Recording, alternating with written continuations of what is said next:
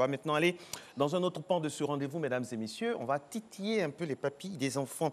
Et puis, on va parler, bien sûr, de sucre. On sait que l'enfance est inhérente à l'amour du sucre. On a tous été enfants et on sait qu'on adore le sucre. Mais attention, l'enfant et le sucre, quels sont les risques pour la santé? C'est très tôt qu'il faut savoir ce qui se passe et ce à quoi on est soumis quand on en abuse. Regardez.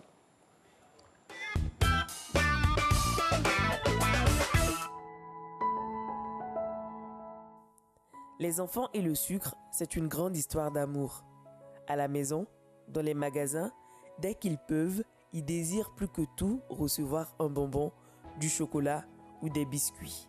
Mais quels sont les risques pour la santé?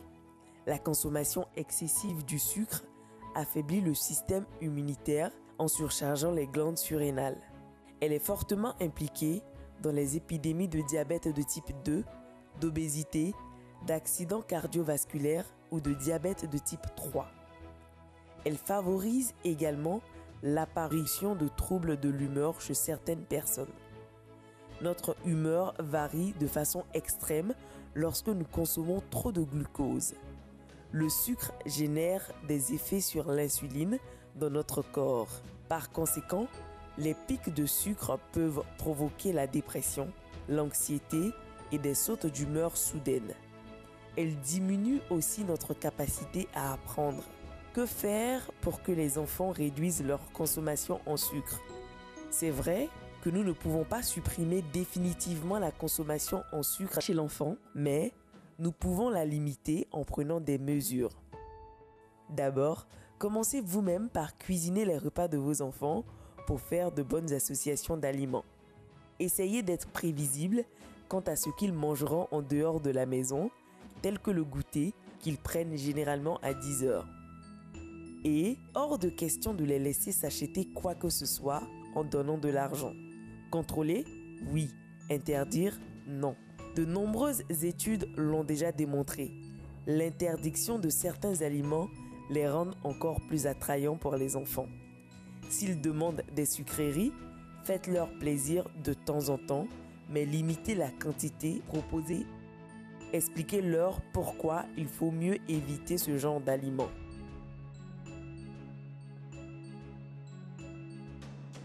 Soyez créatifs. Si vous êtes à la maison, n'hésitez pas à faire preuve d'imagination. Proposez-leur des assiettes colorées et rigolotes faites avec des fruits, par exemple.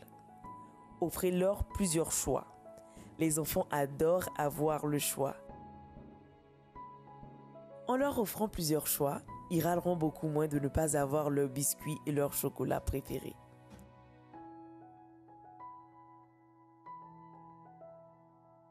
Comment tu as baillé? C'est naturel ici. En tout cas, le sucre, il en faut, mais à dose modérée. Comme ici, vous pouvez le constater, nous, on a 2-3 petits carrés de chocolat, un petit biscuit. Et puis voilà, c'est pour la route, c'est le matin, c'est demi. C'est bien le matin parce qu'après, quand on prend, on perd. Voilà, on dépense des calories. Mais attention, le sucre, le soir, surtout après 17 h, certains médecins le déconseillent vivement.